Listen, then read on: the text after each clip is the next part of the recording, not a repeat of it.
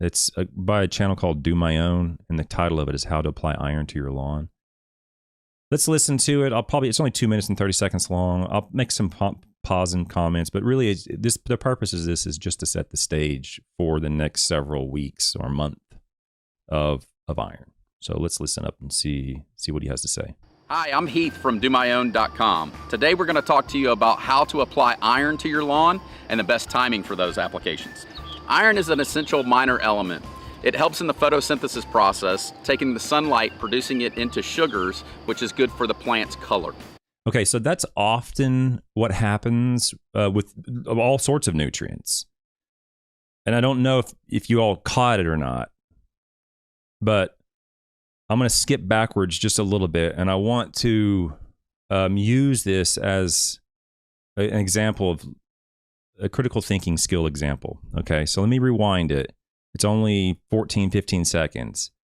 But I want to, as you're listening to this, you're driving in your truck, you're in your shop, or you're out in your yard, or whatever it is, I'm going to rewind it again, and I'm going to play it the first 15 seconds again, and think to yourself while you're listening to this, what flaw did he use in the first 15 seconds?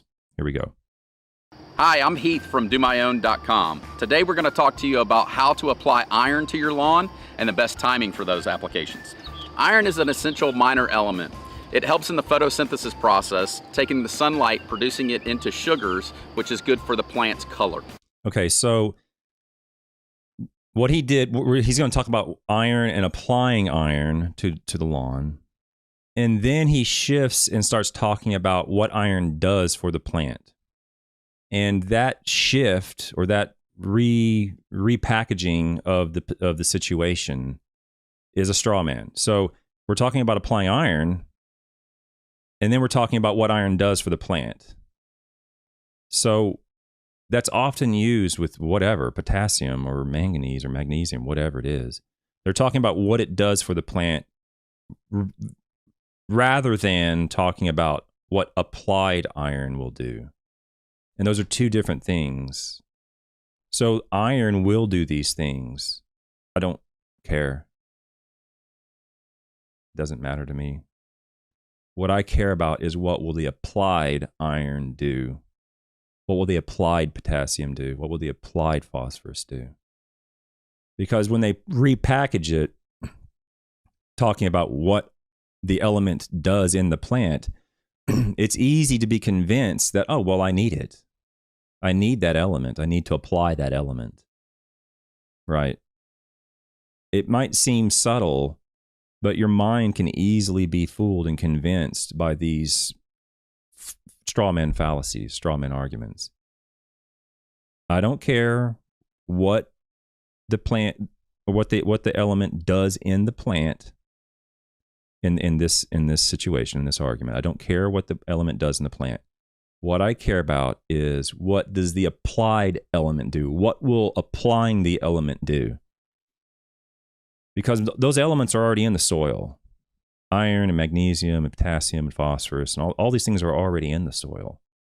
We can talk about to better understand the system. We can talk about that and educate ourselves and become knowledgeable on what the elements do. But when it comes to buying the element, buying the fertilizer, you're going to apply the fertilizer. I care about what that does. What does the applied fertilizer that you bought and shipped and dragged around and spread around and applied to your lawn and turf grass, what does that do to my plant, to my turf? Okay? So this is very, very common in the world of not just YouTube, but selling fertilizers. They talk about what the element does in the plant as a means to either distract you away from the situation or convince you that what they're saying is true. Don't get distracted by them saying, this is what the element does. It's very easy to do that, because this is a very subtle flaw. I don't care what it does. I care what the applied element does. Okay, let's continue. You'll be able to tell that your lawn is iron deficient by the color of the lawn. It turning yellow is usually a good sign that your lawn may be iron deficient, or maybe you have something else going on with the lawn. But a good way to determine that is by a soil analysis. Yeah, that's absolutely not a good way to determine whether your lawn is deficient in iron. soil analysis of iron is I have almost no confidence in the recommendations or the interpretation. There is great value. There's great value in soil testing for pH and phosphorus, some potassium, physical soil tests. We're going to go into all that. But when you're doing a chemical analysis for iron, there is very weak evidence that that value or that number can be accurately interpreted and then turned into a recommendation that will then, in turn, result in you applying a product that results in a green grass. In other words, what we care about is applying an element that may be deficient and very likely will result in a response when you apply it. And that goes through, in soil testing, that goes through a process of interpretation and then recommendations. And for iron, and we'll go over this, guys. We're not going to go over it today, but I'm setting the stage here. We're going to go over iron and why in the soil and why soil tests are very unpredictable and unreliable when it comes to iron in the soil. But when he says a good way to do that is a soil test, how do you know? This is epistemology. How do you know that? Having a fair amount of knowledge of the literature myself, I'm nowhere near convinced that a soil test, Mehlich 1, Mehlich 3, call it whatever you want to call it, DTPA, so whatever you want to call it, whatever soil test you want to throw at me, they're very inconsistent and unreliable when it comes to determining whether you should apply iron or not. And I know I'm just saying that right now. We're going to go over all these papers, okay? Doing a soil analysis will tell you whether your pH level is in the neutral state, which will allow you to apply products to the lawn to correct the coloring. Ideally, you want a pH range between 6 and 7 for most grass types. You can check with your local county extension service to determine your grass type and determine where the pH should be for your lawn. The timing of your application... Because he's showing, for those listening, he's showing a gentleman, I think it's a gentleman, pushing a spreader across a lawn in a YouTube video about applying iron, just so we're on the same page. He's talking about granular applied iron. Iron is very important. For warm season grasses, that's generally going to be from spring through summer, making sure not to apply it when the grass is actually dormant. You want to make sure that the grass is actually growing so that it can benefit from those iron applications. Well, that's a good statement.